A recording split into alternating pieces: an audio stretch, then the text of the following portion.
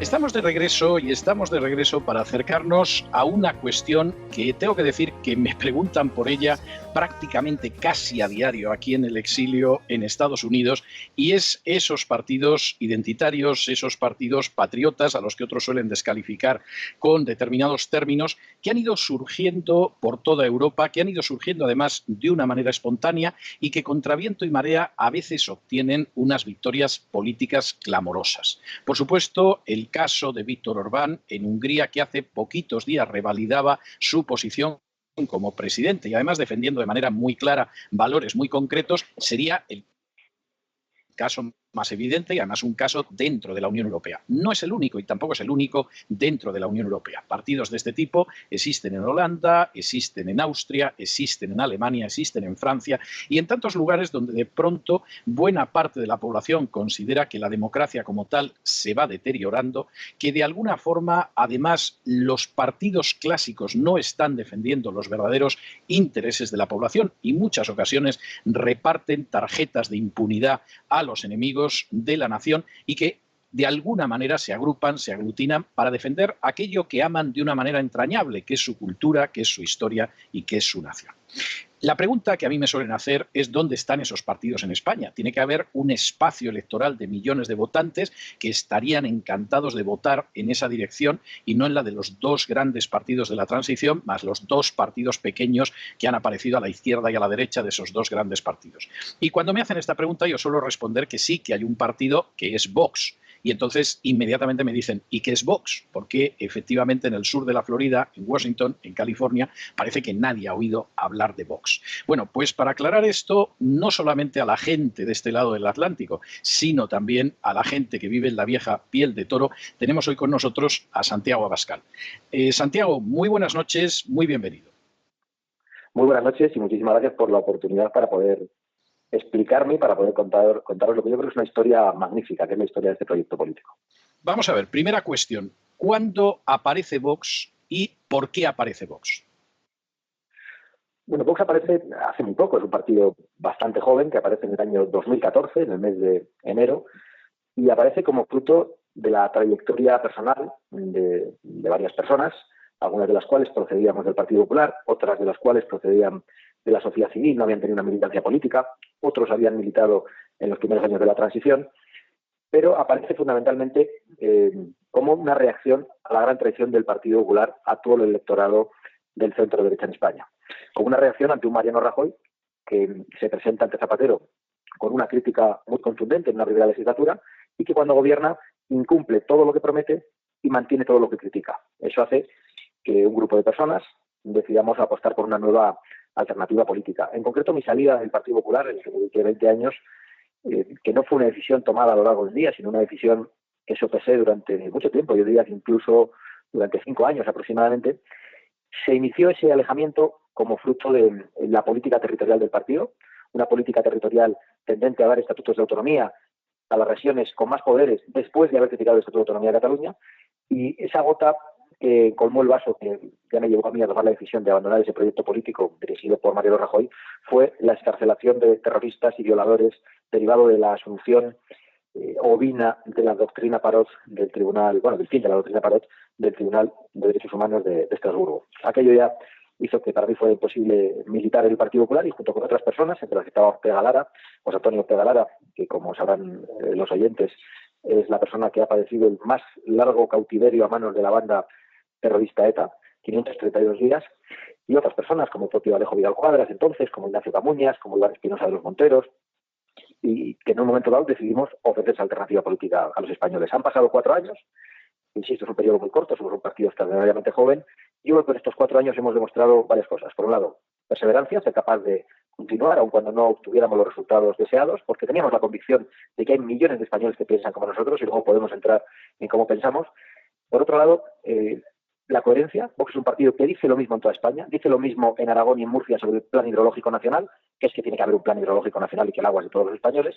Dice lo mismo en toda España, bien en Lérida, y nosotros decimos Lérida cuando hablamos en español, o bien en Madrid, sobre el estado de las autonomías, y lo que decimos es que hay que suprimir el estado de las autonomías, que es responsable de nuestra ruina, de la desigualdad entre los españoles y del ataque a las libertades en grandes partes del territorio nacional.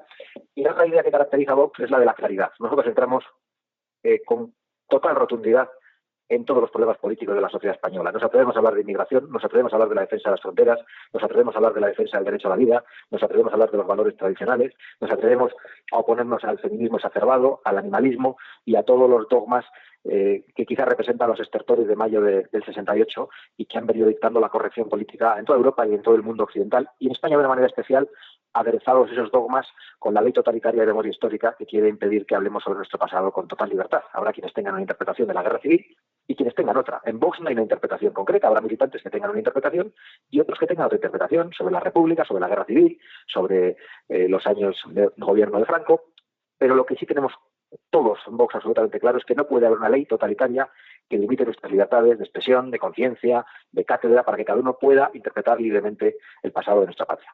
Bueno, he dicho varias cosas que yo creo que ayudan a situar un poco, a través de unas ideas generales, cuáles son las posiciones de Vox. Bien, otra cuestión, y me va a permitir que la retome porque usted la mencionaba y yo creo que es enormemente importante para explicar el nacimiento de Vox y también las posibles adhesiones presentes y futuras de Vox, es la referencia a que el Partido Popular no ha cumplido nada de lo que prometió. A su juicio, ¿qué es lo que no ha cumplido de aquello que prometió? Absolutamente todo. Esto, sí, pero si me momento... concreta algo, yo se lo agradezco. Sí, lo voy a hacer. Porque antes yo quizá podía establecer algún matiz cuando me preguntaban por estas cosas, que daban quizá algunos años de gobierno, pero es que a día de hoy nosotros creo que estamos en condiciones de decir que han incumplido la política antiterrorista que prometieron, que implicaba, entre otras cosas, la ilegalización de las marcas políticas de ETA, y lo digo como algo que a mí me afectó muy personalmente, porque mi trayectoria política se inicia en el País Vasco. Ha incumplido la política territorial que se esperaba del Partido Popular, que en su momento criticaba las posiciones de Zapatero y que, sin embargo, les ha llevado a una debilidad aún mayor con los grupos separatistas, hasta extremos insoportables, y el golpe de Estado el 1 de octubre es un ejemplo perfecto. Ha incumplido su promesa de derogar las leyes del aborto de Zapatero, ha incumplido su promesa de derogar la ley de memoria histórica, ha dotado presupuestariamente con más dinero a la Alianza de Civilizaciones, ha llegado incluso a traicionar al electorado en cosas de las que no hablaba, pero que todo el mundo daba por hecho que Mariano Rajoy tenía las ideas claras. Me refiero a la defensa de las fronteras. Recientemente decía el presidente del gobierno que él no es especialmente partidario de las fronteras. Ha incumplido su política económica, subiendo los impuestos hasta niveles que no planteaba en el IRPF ni siquiera la propia Izquierda Unida. La excusa entonces era cómo había dejado el país Zapatero desde una perspectiva económica. Eso no podía llevar a quienes tienen una filosofía de política económica de que cuanto menos impuestos haya, en el medio plazo hay más recaudación para el Estado y que mejor va a ir la economía y mejor va a ser para la sociedad civil y para el Estado. No encaja esa ruptura con su propia filosofía de política económica y que les lleve a comportarse como auténticos socialistas, que es lo que ha hecho Montoro, ¿no? Yo creo que con esas cosas puedo dejar bastante clara una idea de cómo creo que se ha incumplido absolutamente todo. Realmente creo que el Partido Popular no ha escatimado a la hora de incumplir. Se lo ha tomado verdaderamente a la tremenda, ha actuado a fondo, a conciencia en la traición al electorado. Creo francamente que en esto no hay matices. Lo único que ha hecho Mariano Rajoy es convertirse en el albacea testamentario de Zapatero. Bueno, eso no seré yo quien se lo niegue, porque yo tengo muy claro que Rajoy está haciendo una política que es Zapatero 2, o sea, no me cabe la menor duda. Hay una cuestión que yo creo que muchas personas que nos estén oyendo se la estarán formulando en estos momentos, se la estarán haciendo, y es el hecho de que efectivamente el cuadro que usted ha expuesto de la política del Partido Popular yo creo que es difícilmente negable. El hecho de que millones de personas que depositaron su confianza electoral en el Partido Popular y están frustradas es algo que tampoco se puede negar. ¿Cómo explica usted, sin embargo, que esa situación que objetivamente tendría que favorecer a Vox de una manera escandalosa, sin embargo, no se haya visto reflejada hasta ahora electoralmente? Bueno, yo creo que lo explica muy bien la UCO de la Guardia Civil. Y digo la UCO de la Guardia Civil, que es quien se dedica a investigar la corrupción, porque en las conversaciones interceptadas a importantes dirigentes de uno de los principales medios de comunicación españoles, del duopolio, hemos podido saber que decían que estaba funcionando muy bien la pinza que se estaba haciendo entre uno de esos grupos y Podemos al Partido Socialista, con el objeto de beneficiar al Partido Popular. ¿Qué quiero decir con esto? Que ha habido una gran conspiración entre esos grupos de comunicación y el Partido Popular para poner a Podemos en el mapa político con una intención que nacía de la gran traición de Rajoy. Una vez que habían engañado a todo el electorado del centro-derecha español, tenían que ofrecer algo. Y como no podían ofrecer un cumplimiento electoral, ofrecían miedo. El modo de ofrecer miedo a los electores para que volvieran a votar a Mariano Rajoy era muy fácil. Era insuflar toda la fuerza posible a Podemos, que fue una herramienta política que nace por otras razones, pero a la que se le da mucho aire desde instancias gubernamentales. Insisto, esto ya no lo dice Santiago Abascal, no lo dice Vox, esto ya lo dicen la UCO de la Guardia Civil en las conversaciones que ha interceptado y que hemos conocido porque han sido publicadas recientemente. Yo creo que eso explica fundamentalmente la estrategia del voto útil y del voto del miedo, el hecho de que nosotros en estos últimos años no consiguiéramos sacar cabeza, o al menos no hacerlo a pesar de tener la convicción de que había muchos millones de españoles que pensaban como nosotros, muchos millones de españoles que algunos de ellos, conociendo nuestro programa, pensaban que era el mejor, el más adecuado, pero sin embargo, a la hora de la verdad no se atrevían a depositar el voto en la urna porque tenían verdadero pavor a que llegara Pablo Iglesias. También en ese contexto ha surgido otra fuerza política que yo creo que es una fuerza política a la que también se le insufló fuerza de manera artificial para contener el monstruo que se había ido de las manos. Una vez que Podemos crece demasiado, se trata de buscar desde esas instituciones que estaban en esa conspiración una fuerza política que permitiera canalizar el gran descontento social. Y en ese sentido yo creo que el apoyo que ha existido en estos últimos años, tanto a Podemos como a Ciudadanos, ha sido algo artificial y ha sido algo bastante dirigido. Para nosotros ha sido muy difícil competir en esas circunstancias, a pesar de lo cual, insisto, no nos hemos cansado y yo creo que hemos sabido predicar, y también hemos sabido predicar con el ejemplo, y probablemente, y luego hablaremos de ello, nuestra posición en Cataluña, la interposición de querellas contra los golpistas, cosa que solo nosotros hemos hecho, ha servido para que muchas personas se hayan dado cuenta de que Vox es útil, incluso sin tener aún representación institucional, y eso yo creo que ha llevado a muchos españoles a la reflexión de hasta qué punto no podrá ser útil Vox si les damos una oportunidad de entrada en las instituciones, y yo creo que en eso estamos en estos momentos con bastantes esperanzas. Don Santiago, hay una cuestión que usted ha mencionado, yo creo que no tiene discusión alguna. Creo que mucha gente se ha ido dando cuenta de ello y cuestión aparte es que otros todavía no se enteren, pero yo creo que mucha gente se ha ido dando cuenta en el sentido de que las dos nuevas ruedas que han surgido en el sistema, que son partidos recientes, que son partidos que han tenido un enorme respaldo mediático, como es el caso de Podemos y el caso de Ciudadanos, tienen una utilidad de la que se ha beneficiado en parte el Partido Popular para no verse desalojado del poder en las últimas elecciones y en parte para seguir manteniendo el tinglado que estamos viviendo en estos momentos. La pregunta que yo le hago es ¿quién ha lanzado eso? O sea, ¿usted tiene alguna idea, aparte de que esto pueda beneficiar a Mariano Rajoy, el tener enfrente a un señor que se llama Pablo Iglesias, ¿usted tiene idea de quién está detrás de ese lanzamiento de Podemos, quién está detrás de ese lanzamiento de Ciudadanos? ¿O esa es la pregunta del millón que nadie puede responder? Bueno, yo en relación con Podemos, yo el otro día decía, y lo repito cada vez que puedo, que Pablo Iglesias es el hijo de Zapatero y de Soraya Sáenz de Santa María.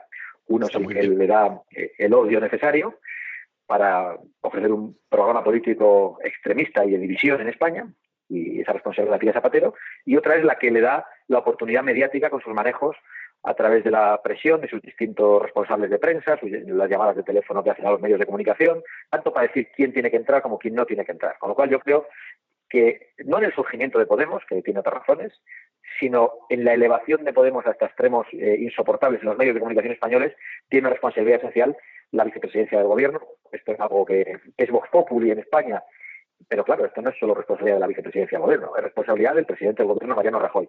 Y cuando a Ciudadanos yo creo que es más difícil saber cómo se ha producido, pero yo recuerdo muy bien que cuando surge Podemos, el presidente del Banco Sabadell, el señor Oliu, hace unas declaraciones en las que dice necesitamos un Podemos de derechas.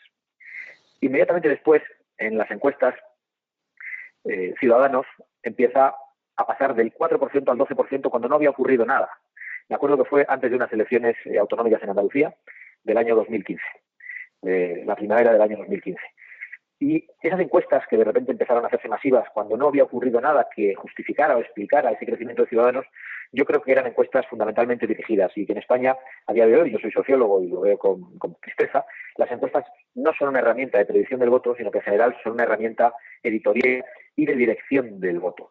Y yo creo que eso influye de manera determinante en la sociedad. Hay muchas personas que al final quieren elegir caballo ganador y cuando tienen que elegir los platos eligen el menú, es decir, eligen lo que les ponen en la carta, no piden algo que está fuera de la carta o que está escrito en el reverso o que está en la página que menos se ve, sino que eligen esas fuerzas políticas que les ponen delante de los ojos, ¿no? Por eso en muchas ocasiones decíamos que era normal que tanto Pablo Iglesias como Albert Rivera estaban en la sopa y que era normal que tantos españoles les votasen. Yo creo que ha habido manejos, son difíciles de señalar, es difícil lanzar una acusación muy concreta, pero creo que hay una sensación generalizada entre las personas bien informadas en España de que esa influencia pues tiene esas inspiraciones políticas, esas inspiraciones oligárquicas y mediáticas, que han querido que los electores vayan por un sentido determinado. Ahora, en puridad, don Santiago, si efectivamente se trataba de crear un partido a la derecha que fuera, salvando las distancias, el Podemos de la derecha, ese espacio a quien le correspondía no es a Ciudadanos, que no hay quien sepa realmente si es de izquierdas o de derechas, depende del día y de quién hable, sino que ese espacio le hubiera correspondido, en todo caso, a Podemos, como ha sucedido en otros países europeos. ¿Por qué, a Vox, como ha sucedido con otros partidos en otros países europeos? ¿Por qué no ha sucedido así? Porque Vox plantea una reforma del sistema que es inaceptable para el sistema. Claro, yo creo que eso es muy importante, ¿no? Al final, quien de repente dice hace falta un antídoto frente a Podemos y hace falta un Podemos de derechas, lo que está diciendo es que hace falta algo que ellos controlen, hace falta algo que mantenga el orden, algo que no ponga en cuestión el sistema. Nosotros no ponemos en cuestión el sistema desde la perspectiva en que no ponemos en cuestión el imperio de la ley, desde la perspectiva de que queremos que la Constitución se reforme, pero respetando los mecanismos de reforma, pero sí ponemos en cuestión el sistema desde el punto de vista que consideramos que la Constitución española, en gran medida por su redacción y en gran medida por cómo la han interpretado, se ha convertido en un estado de partidos, ha convertido la democracia en una partidocracia, y tampoco estamos con el sistema en la medida en que creemos que el estado de las autonomías es letal para España y que es el estado de bienestar de los partidos políticos y sus amigos, ¿no?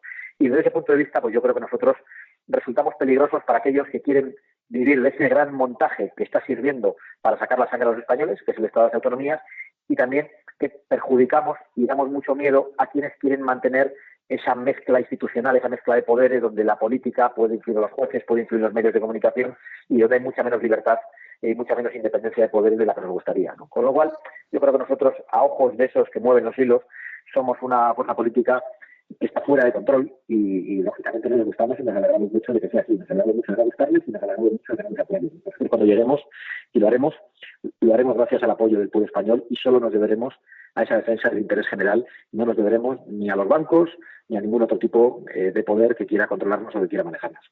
Estaba usted mencionando el hecho de que ustedes ambicionan, desean, consideran que sería deseable una serie de reformas constitucionales que, por supuesto, siguieran el camino legal. ¿Cuáles serían esas reformas constitucionales? Bueno, la primera y la segunda, y no las cito por orden de importancia, las dos más importantes serían la garantía de la independencia de poderes, es decir, que de verdad la justicia fuera independiente en España. Para eso es necesario que los órganos de gobierno del Poder Judicial fueran elegidos solo por jueces y entre jueces y no a través de los partidos políticos, a través de la influencia de los partidos políticos, influencia que ejercen a través de las cámaras parlamentarias o de los gobiernos que tienen posibilidad de decidir esos nombramientos del Poder Judicial. Eso, en primer lugar, junto con la eliminación del Tribunal Constitucional, que en España no actúa como un tribunal, sino que actúa como una tercera cámara política, donde los políticos, a través de sus jueces conservadores o sus jueces progresistas, que ya es bastante indignante esta definición, deciden en función de sus inspiraciones políticas y no de la interpretación de las normas, y deciden y deliberan sobre aquello que no han conseguido llegar a un acuerdo otras instituciones, ¿no? Con lo cual yo creo que el Tribunal Constitucional debería ser suprimido y que debería haber una sala de asuntos constitucionales en el Tribunal Supremo compuesta exclusivamente por jueces de carrera. Como pasa en Estados Unidos, por ejemplo. Sí, y hacer posible además con jueces que fueran además elegidos de manera vitalicia para que una vez que han alcanzado el máximo honor al que puede acceder un juez, no estén pendientes de una nueva elección, dependientes de los partidos políticos. Yo creo que eso es capital. Yo algún día lo discutía en alguna tertulia, de acuerdo que el director de La Razón, el señor Marguenda, decía, eso no es bueno porque llevaría a un corporativismo judicial. Pues mira, probablemente habría un corporativismo judicial, pero es mucho mejor que haya un corporativismo judicial, un corporativismo de partidos, un corporativismo de periodistas, que haya un solo corporativismo, es decir, que haya un solo corporativismo de los partidos que manejan a los jueces, que manejan a los periodistas y que hacen que realmente haya un equilibrio de poderes muy deficiente. Y la otra gran reforma para nosotros es la territorial. Creemos que el título octavo de la Constitución ha de ser absolutamente reformado y el artículo 2 de la Constitución, que se refiere a las autonomías también. Sabemos que esta reforma es una reforma drástica que implica una mayoría de 2/3 en el Congreso y que sea votada por 2 legislaturas, no solo por una, y que es lo que se denomina reforma agravada desde una perspectiva constitucional, y que es difícil alcanzar una mayoría de esa naturaleza, pero nosotros, aunque sea difícil y lo veamos lejano, no queremos ocultar a los electores cuáles son nuestra intención. Nuestra intención es que se transforme el Estado de las autonomías paulatinamente en un Estado unitario, políticamente centralizado y administrativamente descentralizado, con un único gobierno, con un único Parlamento y no con 17, y con un único Tribunal Supremo, si Tribunales Superiores de Justicia de las comunidades autónomas, manejados en este caso por los políticos autonómicos, pero sí con ese único Tribunal Supremo que sea la última instancia en todos los órdenes. Y luego también una reforma de la ley electoral. Esa reforma de la ley electoral es técnica desde alguna perspectiva. Yo aquí voy a esbozar una idea, pero podría ser otra que dé respuesta a las mismas inquietudes o a los mismos principios que creemos que tendría que representar una ley electoral justa. Nosotros planteamos la supresión del Senado. Creemos que a España le basta y le sobra una única Cámara, un Parlamento de carácter unicameral, solo con el Congreso bastaría. Creemos que la circunscripción provincial debe ser suprimida y que habría que ir a circunscripciones pequeñas de carácter uninominal y mayoritarias, donde se pudieran presentar personas, incluso al margen de la disciplina de los partidos, y donde el elector conociera perfectamente al que va a ser elegido y pudiera exigirle cuentas. Es decir, que cuando ese señor tenga que volver a presentarse a las elecciones, no dependa de que el jefe de su partido le ponga en unas listas, sino que dependa de haber respetado el contrato que tenía con los electores. Creemos que, a su vez, hay que incorporar una serie de diputados en el Congreso que sean elegidos a través de una circunscripción nacional única, como la de las elecciones europeas, para acabar con una injusticia que clama al cielo. Y pongo un ejemplo de ella. Últimamente hay encuestas que para el Congreso nos están dando un 2% de intención de voto y a la vez le dan un 2% a Esquerra Republicana de Cataluña. Pues bien, nosotros con ese 2% obtendríamos un escaño y Esquerra Republicana de Cataluña, con ese mismo 2%, obtendría entre 6 y 8 escaños. Estamos, por tanto, ante una injusticia clamorosa. No es posible que dos partidos con intenciones de voto similares tengan una representación tan desigual, 1 frente a 8 escaños. Hace falta una reforma que de verdad haga que, de alguna manera, todas las ideas políticas de los españoles estén representadas, ¿no? Nosotros, por otro lado, no aspiramos a ese 2% ni a ese 4% que ayer nos daba una encuesta, parece que filtrada desde el entorno de la Moncloa. Aspiramos a representar a una mayoría de españoles y creemos que en cuanto consigamos demostrar que somos capaces de abrir esa puerta de las instituciones, muchas cabezas se girarán hacia nosotros y serán millones de españoles los que terminarán apoyando un programa político que yo creo que representa los anhelos de una gran parte de la sociedad española. Por cierto, don Santiago, tenemos que hablar del papel que ha tenido Vox en el enfrentamiento con el golpismo en Cataluña, pero me va a permitir que antes de que lleguemos a esa cuestión yo le plantee algunas preguntas de una política más a pie de calle. No es que todo lo que usted diga no afecte al ciudadano de a pie de calle, yo creo que le afecta muchísimo más de lo que puede imaginar la mayoría, pero es verdad que muchos piensan que es simplemente una discusión de políticos y lo piensa equivocadamente. Permítame que le señale alguna cuestión con una breve pincelada y respóndame usted antes de que entremos en la otra cuestión. Por ejemplo, en España en estos momentos se sigue viviendo una situación de desempleo muy mala. Es verdad que el gobierno insiste en que estamos en una situación poco menos que maravillosa y por la senda del empleo extraordinario, pero la verdad es que seguimos con cifras que no llegan todavía a las cifras previas al estallido de la crisis en el año 2007, un año antes que en el resto del mundo. ¿Cuál es la política de lucha contra el desempleo que propugna Vox? Bueno, en primer lugar, compartimos el diagnóstico que hace don César. Creemos que la situación económica de desempleo, y muy especialmente el desempleo juvenil, es dramática para España y no tiene visos de encontrar una solución a corto plazo, porque, entre otras cosas, es un desempleo estructural que responde en gran medida a la estructura de la economía española, pero en gran medida también es un desempleo ocasionado por el infierno fiscal. ¿Qué quiero decir con eso? Que cuando hablamos de mileuristas, y nosotros lo hemos explicado, estamos hablando de 2 mileuristas atracados por el Estado. Un señor que cobra 1.000 euros y que, en definitiva, a través de, o 1.100 euros, en definitiva, a través de impuestos directos, indirectos, de lo que puede disponer como renta, vienen a ser 900 y pico euros al mes, es un señor que en realidad le está costando 2.000 euros al empleador. Entre tanto, Montoro se ha quedado más de 1.100 euros para el Estado. Más de 1.100 euros para el Estado para sostener ese estado de bienestar de los partidos que son las autonomías.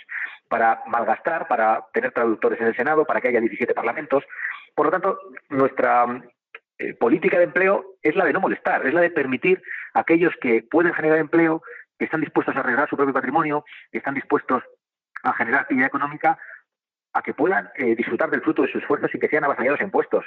Estamos en la idea también de permitir que esos mileuristas puedan disponer de una mayor renta disponible únicamente a través de una rebaja drástica del IRPF. Eso implicaría, desde nuestro punto de vista, un aumento del consumo y, por lo tanto, un aumento de las contrataciones.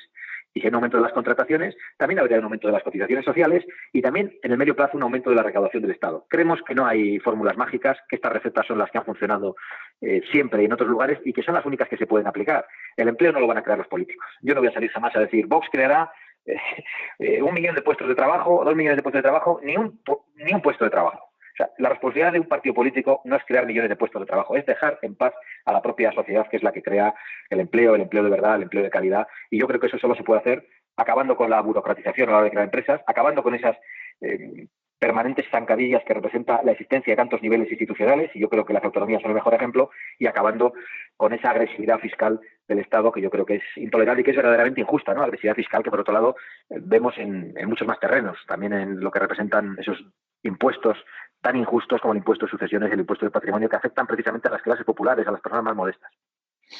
Segunda cuestión que es bastante importante. En estos momentos va a empezar la discusión de una ley para imponer todavía más la ideología de género en España. En 11 de las 17 comunidades autónomas ya existen esas leyes, llamadas leyes en contra de la discriminación de género, pero que en realidad son leyes de imposición absoluta de la ideología de género desde el jardín de infancia, casi se atrevería uno a decir hasta el sepulcro.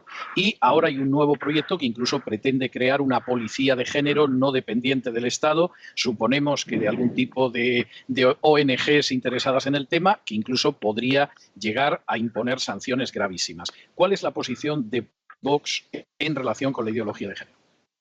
Bueno, nuestra posición es verdaderamente clara y, de hecho, somos el único partido que es capaz de oponerse a todo lo que representa la ideología de género y, por lo tanto, que exige la derogación de todas estas leyes totalitarias que se quieren entrometer en la educación que los padres han de dar a sus propios hijos. O sea, esa es nuestra posición.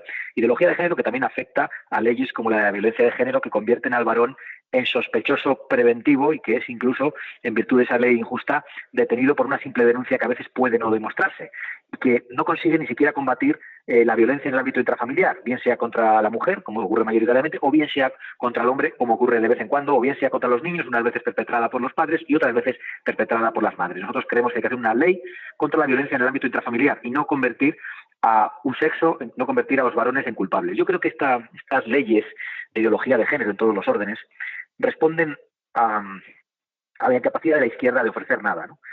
Y el hecho de que la izquierda, una vez que cae el muro de Berlín, que las clases populares dejan de votarle en toda Europa y acaban votando a lo que la propia izquierda llama ultraderecha o extrema derecha, se ve como en todos esos barrios obreros el voto pasa de las fuerzas de izquierda, de fuerzas de lugares donde los sindicatos de clase tenían mucha fuerza, el voto acaba dirigido directamente en partidos conservadores o en partidos de derecha contundente. ¿Eso a qué lleva a la izquierda?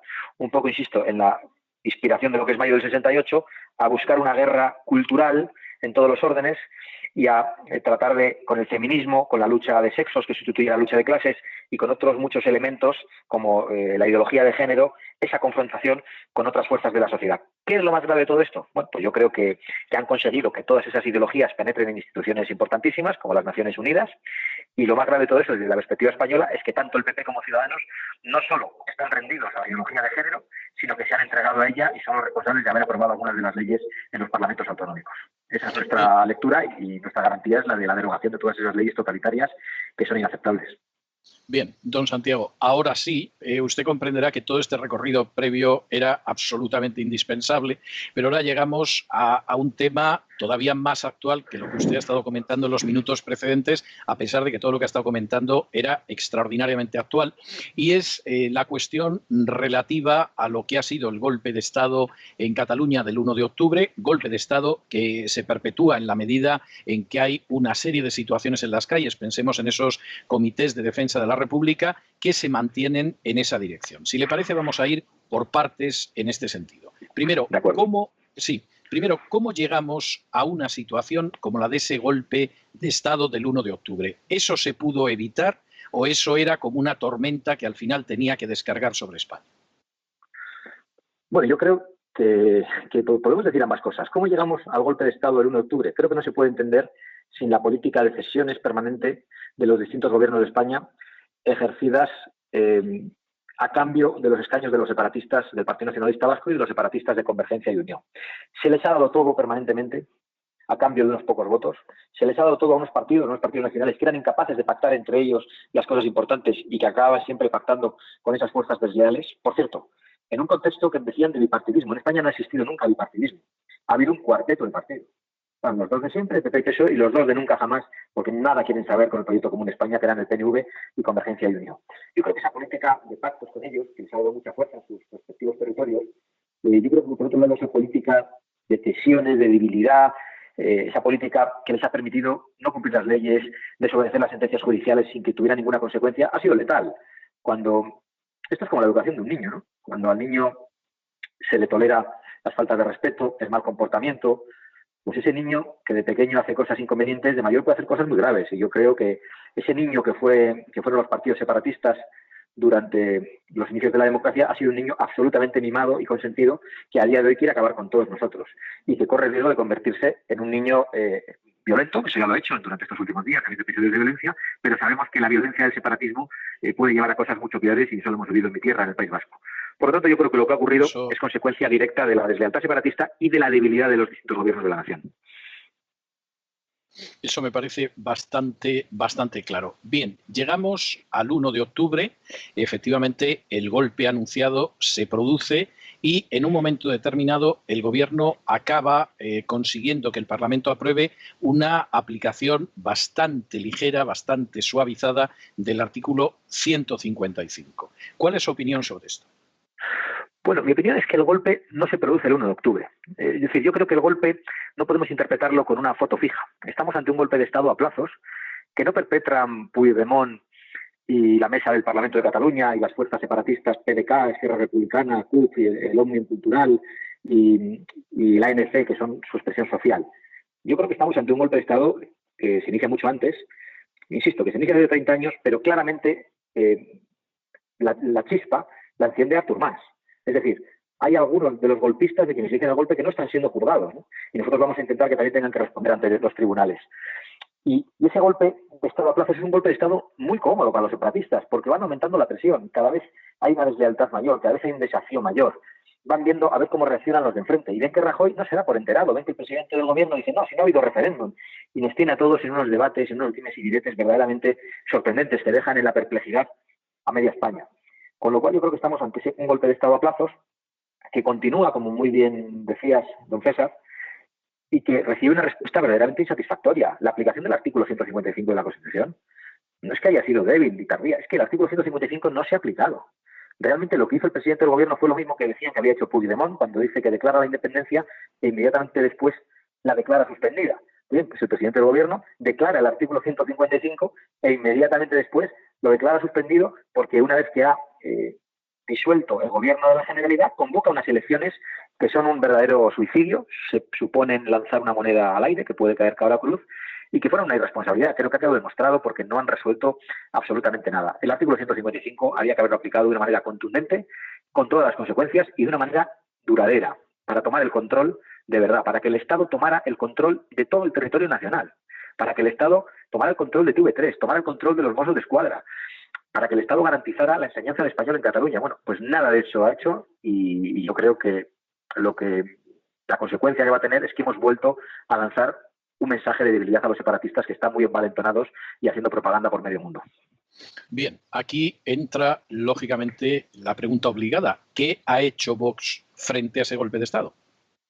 Bueno, pues Vox ya empezó en el año 2015, frente al que iniciaba el golpe de Estado, que era Artur Mas, interponiendo querellas por prevaricación, malversación de cabales públicos, desobediencia a los tribunales y conspiración para la rebelión. En aquel momento la Fiscalía también presentó querellas. Nosotros no pudimos pagar las finanzas que los tribunales nos impusieron y que en definitiva nos colocaron fuera del proceso, y eso fue muy útil para aquellos que no querían que pasase nada. Me refiero al Gobierno de la Nación, que presionó a la Fiscalía para que la Fiscalía retirase la única acusación que había mantenido que podía llevar a Artur Mas a la cárcel, la acusación por malversación de caudales públicos. Después de eso conocimos las declaraciones del juez Santiago Vidal, donde con ciertos detalles decía cómo nos iban a dar el golpe de Estado. Nosotros inmediatamente actuamos, interpusimos una querella en el Juzgado 13 de Barcelona, esto es el año 2017, en enero, antes de que se produzca el golpe, y eso da lugar a una investigación por parte del Juzgado 13 de Barcelona, que es declarada secreta durante muchos meses y que desemboca en las primeras detenciones de una parte de los fontaneros del golpe de Estado durante el mes de septiembre. Es decir, las primeras detenciones se producen a raíz de la querella interpuesta por Vox en el Juzgado 13 de Barcelona. En otras palabras, de no ser porque Vox da esos pasos, en estos momentos no habría ninguna detención. Bueno, por lo menos aquellas no se habrían producido, y aquellas detenciones llevaron también a una respuesta violenta de las organizaciones mafiosas ANC y Òmnium Cultural, que estaban esperando allí los registros de la Guardia Civil, los registros de la policía ordenados por el Juzgado 13 y que desembocaron en violencia que hoy está sirviendo para demostrar hasta qué punto la rebelión se estaba produciendo. A la vez que aquello se producía el día 1 de octubre, nosotros interponemos de nuevo querellas contra el Gobierno de la Generalidad y contra la Mesa del Parlamento. En esta ocasión las interponemos en el Tribunal Superior de Justicia de Cataluña. Días después interpone esas mismas querellas la Fiscalía General del Estado. Sorprendentemente, las de la Fiscalía se aceptan de manera casi inmediata y tardan mucho en aceptar a trámite las querellas por los mismos hechos que había interpuesto Vox. Es decir, había un intento en esos mismos tribunales de dejar a Vox fuera del proceso. Finalmente tuvieron que responder y nos volvieron a imponer cuantiosas fianzas que en esta ocasión, gracias al gran apoyo popular que hemos podido desplegar y la generosidad de tantos españoles con pequeñas cuotas de 1 euro, de 2 euros, de 5 euros, sirvió para que en muy poco tiempo, en un tiempo récord, en muy pocas horas, consiguiéramos recabar el dinero necesario para pagar las fianzas que el Tribunal Superior de Justicia de Cataluña nos imponía en aquel momento. Después, como saben, todos esos procedimientos han acabado en el Tribunal Supremo y resulta que Vox es la única acusación popular que además en algunos momentos ha sostenido posiciones en contra del criterio de la Fiscalía que han servido para que el juez mantuviera en prisión a algunos de los golpistas durante estas últimas semanas. Por lo cual, yo creo que podemos estar muy orgullosos de lo que hemos hecho porque ha sido verdaderamente útil. Y por otro lado, y lo debo decir con humildad, sabemos que no estamos representando la acusación de un partido político, aunque lo seamos, sino que estamos representando la acusación del pueblo español y el sentimiento de muchas personas, incluso de algunos que probablemente nunca nos votarán porque no comparten otras de nuestras ideas y tienen otras opciones ideológicas, pero que se sienten representados por la acción judicial de Vox frente a los golpistas. Ahora, ¿qué hubiera pasado? Porque, ¿qué hubiera pasado si efectivamente ustedes no hubieran hecho esto? Da la sensación de que finalmente aquí se hubiera llegado a uno de tantísimos pactos que se mantienen desde hace mucho tiempo entre el Estado de turno, incluso si nos remontamos más en la historia, entre el régimen de turno y las oligarquías catalanas y sus abusos, y efectivamente, pues ahora mismo seguramente hay gente que permanece en prisión y que estaría campando por sus respetos en la calle y además agitando, sin que hubiera sucedido nada. Cuando ustedes ven esto, es decir, que finalmente si esa gente continúa a buen recaudo, sea debido a su esfuerzo y al de millares de anónimos españoles que les han enviado 1 euro, que les han enviado 2, etcétera, ¿cómo ven ustedes la actuación del juez Llarena, que ha decidido que va a focalizar lo que es la acción de la justicia en unas pocas personas, pero que el resto de las personas que intervinieron en ese golpe no van a ser citadas, no van a ser encausadas, no se les va a pedir ningún tipo de responsabilidad? Bueno, en primer lugar, yo quiero también abordar este asunto desde la humildad. Yo creo que la posición de Vox ha sido muy importante, la posición de los españoles, que nos ayudaron a recabar las fianzas también, pero la posición de los españoles que salieron a las calles de manera masiva, en Madrid, en Barcelona, la iniciativa civil de la Fundación de Naes de sacar a tanta gente a la calle, que fueron los primeros que decidieron en muchos ayuntamientos de España y en Madrid en una gran manifestación antes de las de Barcelona, fueron los primeros en convocar a la gente a la calle. La posición de Su Majestad el Rey en contra de los criterios que hasta entonces estaba manifestando el gobierno y en una intervención firme, por primera vez hace que un representante institucional a la hora de hablar de Cataluña no habla de diálogo, sino única y exclusivamente del cumplimiento de la ley. La actuación del fiscal Maza, que se ha mantenido firme a pesar de las presiones sucesivas de distintas instancias del gobierno. Y también la actuación del juez Pablo Llarena, ¿no? Más allá de que nosotros ahora durante la instrucción podamos haber tenido algunas discrepancias, en algunos casos podamos haber ido más allá, lo cierto es que yo creo que toda esa respuesta coral hace que podamos estar relativamente tranquilos en la respuesta de las instituciones y en la respuesta de la sociedad española, la respuesta de la nación. Quien ha fallado de una manera clamorosa ha sido el gobierno de la nación. Menos mal que la sociedad española ha estado en su sitio, menos mal que algunas entidades de la sociedad civil y un partido político como Vox lo es. Menos mal que Su Majestad el Rey también se ha atrevido más allá de lo que iba el gobierno y menos mal que el fiscal Maza, que en paz descanse, hizo lo que tenía que hacer, ¿no? Por lo tanto, yo creo que son muchos los españoles a los que debemos dar las gracias en estos momentos y no solo a Vox, que es el partido político que yo represento. En cuanto al criterio del juez Llarena de encausar solo a un grupo, pues yo no sé exactamente a qué se puede deber, si al hecho de facilitar la instrucción y no poder hacer una macrocausa con 200 personas, pero lo que yo sí creo es que sería muy importante incluir a todas las cabezas del golpe de Estado. Y yo creo que dejarse fuera de este juicio una cabeza tan importante como la de Artur Mas es un error y por otro lado es una injusticia. Por eso nosotros vamos a seguir insistiendo en lo que queda de instrucción para que Artur Mas sea también juzgado por los mismos delitos y sea condenado, y por lo tanto sea enviado a prisión, y además sean castigados severamente, cumpliendo penas de prisión como las que aparecen en nuestro Código Penal. Vigilaremos después también que no haya indultos, que van a ser las tentaciones que van a tener algunos de los partidos políticos que tienen opciones de gobierno en España. No tengo la menor duda de eso.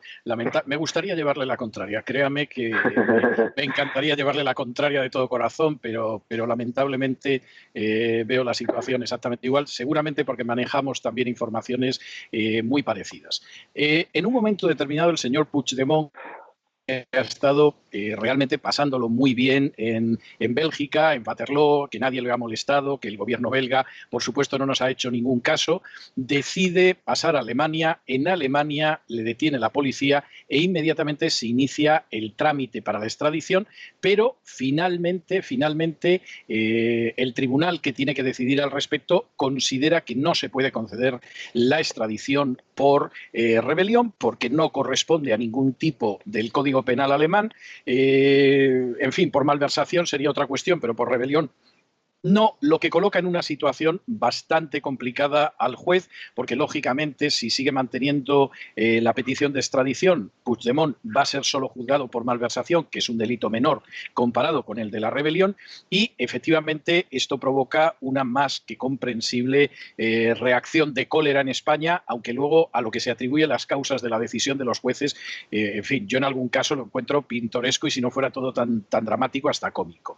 ¿Qué es lo que pasa finalmente en ese tribunal para que en un momento determinado los jueces decidan que no? Los jueces se lavan las manos porque no quieren complicaciones, los jueces quieren pasarle la patata caliente a alguien, el abogado de Puigdemont es especialmente brillante. ¿Qué sabemos, que se sepa, sobre lo que ha sucedido en ese juzgado de Schleswig-Holstein? Bueno, pues no sabemos mucho. Lo que sí sabemos es que los golpistas separatistas manejan muchísimo dinero, que han malversado caudales públicos y no sabemos dónde está yendo ese dinero. Lo que sí sabemos es que uno de los abogados de los golpistas, Gonzalo Boyer, que en su momento fue condenado por terrorismo, dijo esa misma mañana que iba a ser un gran día, como si tuvieran información privilegiada, como si hubieran podido influir sobre el juez, como si hubieran podido hacer algo y tener garantías de cuál iba a ser la respuesta. Yo creo que eso nos tiene que hacer ponernos en guardia y sospechar. Creo que tenemos muchas razones para ello. Pero en realidad, yo quiero hacer una reflexión sobre cómo un juez de tercera se pone a prejuzgar un asunto que solo se puede juzgar en España, porque en realidad él no ha dicho que los delitos no sean equivalentes en esa resolución. Por cierto, yo cuestiono la orden. Si yo formo parte de una Unión Europea donde tiene que haber relaciones de buena vecindad y de amistad entre los estados, si un estado me reclama a uno de sus nacionales que está en mi territorio porque ha cometido delitos, yo lo detengo y lo entrego. Yo creo que eso tendría que ser automático, independientemente de que haya compatibilidad de delitos. Oiga, usted en Alemania no tendrá ese delito en su Código Penal, pero en España lo tenemos, y si usted quiere ser mi aliado, me tiene que entregar a ese individuo que cometió tan graves delitos según el Código Penal español. Por lo tanto, yo creo que la euroorden en ese sentido es una porquería. Perdona que lo diga en estos términos, porque yo creo que la indignación que tienen tantos españoles, pues la tengo yo también y quiero expresarla. Pero en realidad aquí el juez no dice que no haya compatibilidad de delitos en el Código Penal alemán. Si Alemania castiga eso, aunque lo llama traición, con más dureza todavía de lo que se castiga en España, según nos dicen. El problema es que ha entrado a prejuzgar y que ha entrado a decir que no ha habido violencia suficiente como para que se considere rebelión. Y dice que no ha habido violencia suficiente porque esa violencia no fue suficiente para doblegar al Estado. Es decir, que no se le puede jugar con rebelión porque la rebelión no ha alcanzado sus objetivos, pero si llega a alcanzar sus objetivos no habría nadie que juzgar, porque Puigdemont no estaría en Alemania, sino que estaría en el sillón de la Generalidad gobernando la República Catalana. Con lo cual estamos ante un argumento verdaderamente retorcido y malintencionado por parte de este juez de tercera. Puede darse ese supuesto y en Alemania se ha dado. O sea, quiero decir que, por ejemplo, la rebelión comunista bávara de 1918 o la rebelión de los espartaquistas en un momento determinado tomó el poder, luego llegaron los Freikorps y los desalojaron del poder y los fusilaron a todos. O sea, que quiero decir... Claro, sí, pero miramos a dónde hay que llegar ya, ¿no? Ese es el problema. Exactamente. Esta es la cuestión. Claro. Sí. Y luego, ¿en qué situación estamos? Bueno, nosotros creemos que la actuación del juez Llarena, yo no quiero entrar en temas de laudeles, ahora sí sería mejor retirar la euroorden, esperar a que este individuo decida venir a España o se decida ir a Rumanía con su mujer, o si hay que ir a un tribunal u otro. Confiamos en la actuación del juez Llarena desde esta perspectiva. Nosotros también estamos viendo el mecanismo para poder personarnos como acusación popular ante los tribunales alemanes, pero mientras tanto nos parece bien que el juez Llarena sitúe esta discusión en el Tribunal de Justicia de la Unión Europea. Ahora bien, esta es la prueba de algodón para la Unión Europea en muchos sentidos. Si el Tribunal de Justicia de la Unión Europea vuelve a traicionarnos, igual que lo hizo el Tribunal Europeo de Derechos Humanos de Estrasburgo, con la doctrina Parot, yo creo que estamos ante una decisión obligatoria y se impone un Brexit judicial español. Es decir, que España, cuando tenga aquí a Puigdemont, lo que tiene que hacer, y yo creo que serán los tribunales y el Tribunal Supremo, en este caso los encargados de defender nuestra soberanía, es juzgar a Puigdemont por todos los delitos que ha cometido en España, independientemente de por qué nos lo entreguen. Y decir que no estamos dispuestos a que ni una nación vecina ni una entidad supranacional con la que tenemos una serie de acuerdos se entrometa en nuestra soberanía y nos impida juzgar a Puigdemont por los delitos que ha cometido en España. Yo creo que la dignidad de España, la soberanía de España, en estos momentos está por encima de cualquier otro debate y de cualquier otro compromiso. Con lo cual, en última instancia, esa será la posición que nosotros vamos a mantener y, por cierto, la que le vamos a pedir al tribunal. Si Puigdemont es entregado por delitos menores, nosotros vamos a pedir que sea juzgado por lo que tiene que ser. Es una posición comprensible desde una perspectiva política y de sentido común. Lo que pasa es que es totalmente contraria a los principios de extradición que permiten solo juzgar por los delitos por los que se ha producido la extradición. O sea, eso yo no sé si consciente. eso yo no sé si no nos acabaría metiendo en una situación todavía peor, porque todas las situaciones son susceptibles de empeorar.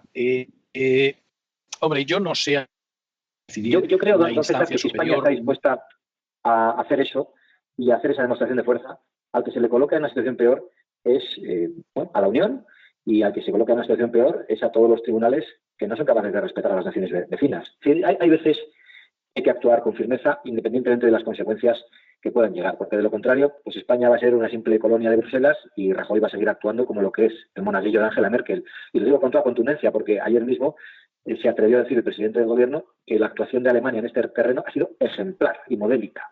Eso dijo el presidente del gobierno.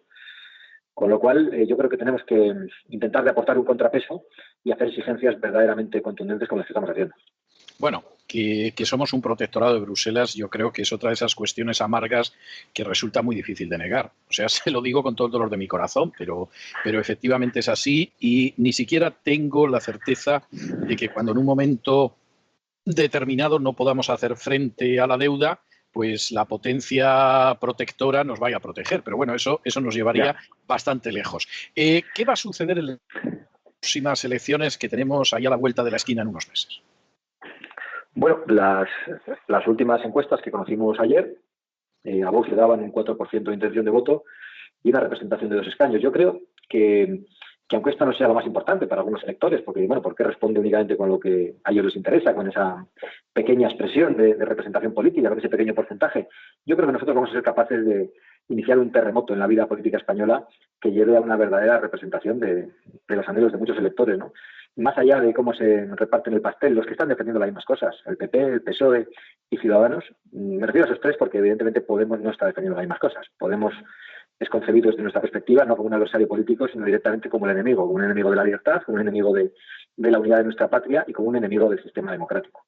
Pero yo creo que desde esta perspectiva para nosotros pues es más o menos irrelevante quiénes sean los que nos apliquen la ley de memoria histórica, quiénes sean los que nos apliquen las leyes de género, quiénes sean los que nos suban los impuestos o quiénes sean los que nos mantengan en la ruina del Estado de las autonomías. Eso es lo que quieren hacer Ciudadanos, el PP y el PSOE.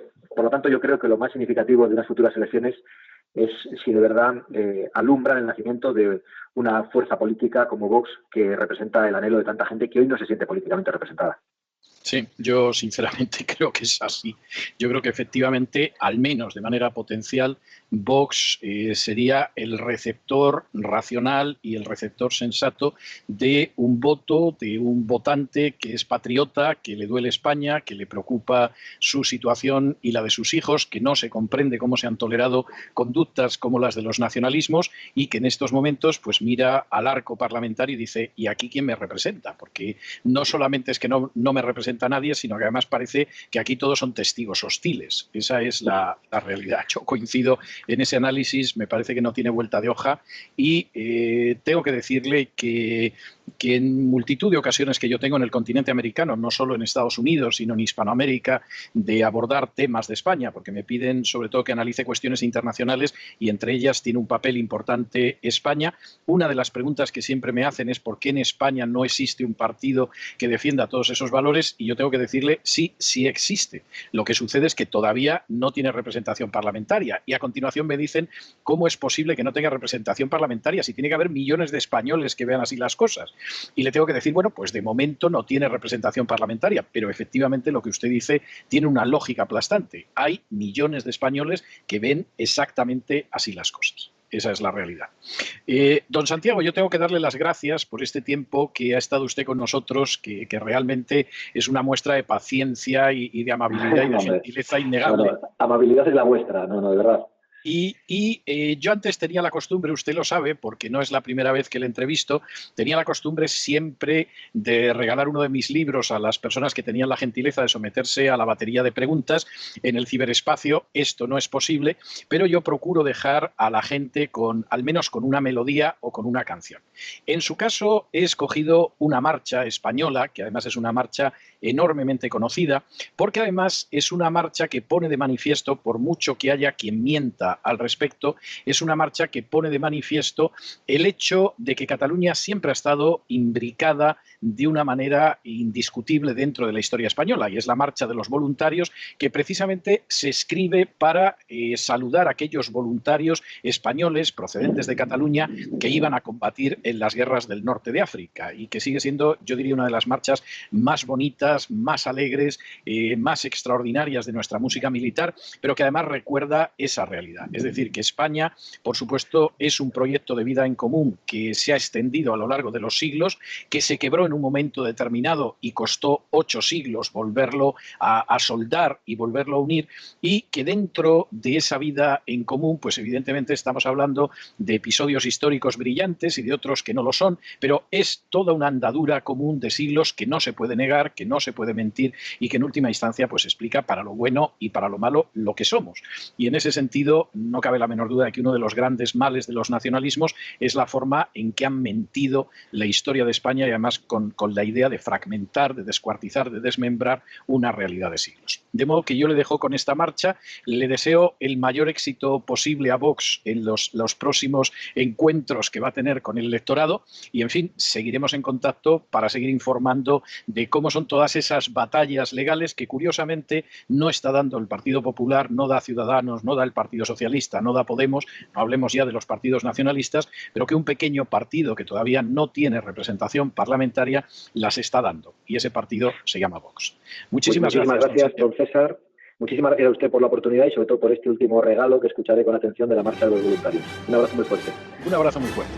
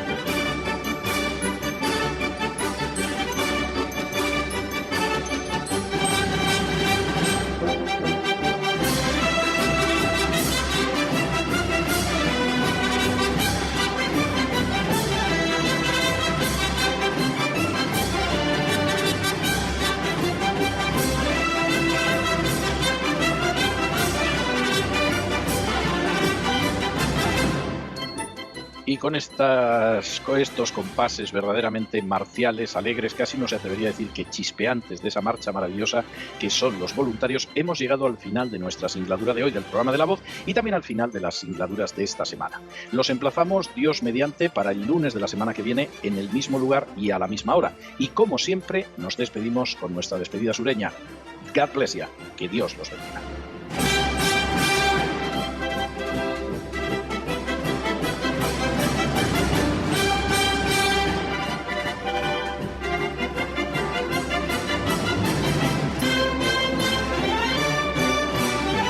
El programa La Voz es una producción de Artorias Incorporated y al amparo del derecho a la libertad de expresión no se hace responsable de las opiniones vertidas en el curso del mismo.